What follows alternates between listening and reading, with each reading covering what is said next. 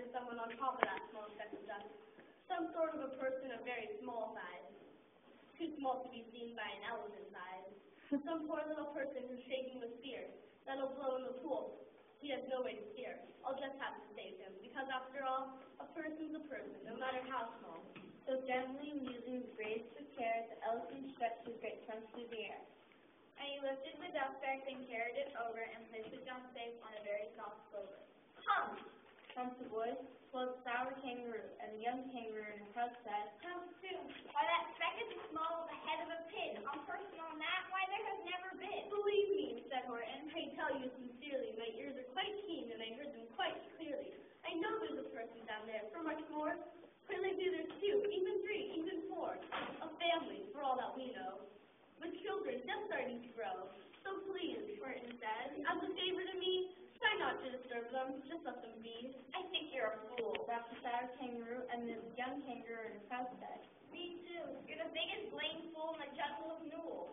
And the kangaroo plunged in the pool of the pool. What terrible splashing! Elephant frowned, I can't let my very small person get drowned. I've got to protect them. I'm bigger than they. so he plucked up the clover and hustled away. Through the hydrants of treetops, the news quickly spread. He talks to a dust speck. Get out of his head. Just look at him walk with that speck on that flower.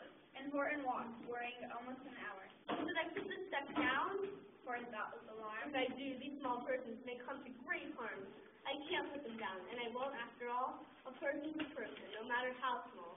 Then Horton stopped walking, and the speck's voice was talking. The voice was so faint he could just barely hear. Speak up, please, Said Horton. He put his ear near it. My friend, Came the voice. you're a very fine friend. You tall fellows both of the suspect no end. You saved all our houses, our ceilings and floors. You saved all our churches and grocery stores. You mean Horton gasped. you have buildings there too? Oh yes, Tapped the voice. we most certainly do. I know Called the voice. I'm too small to be seen, but I'm a mayor of a town that's friendly and pleased. My town is called Whoville, for I am a who, and we who are all thankful and grateful to you. And Horton called back to the mayor of the town. Don't worry, you're safe now. I won't let you down.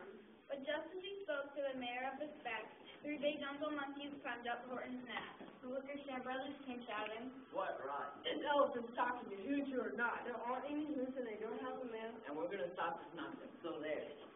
They snatched Horton's clover, they carried it off to a black-bottomed eagle named Vlad Vladikov. a mighty strong eagle, a very swift lake, and they said, Don't you plan to get rid of this thing? And before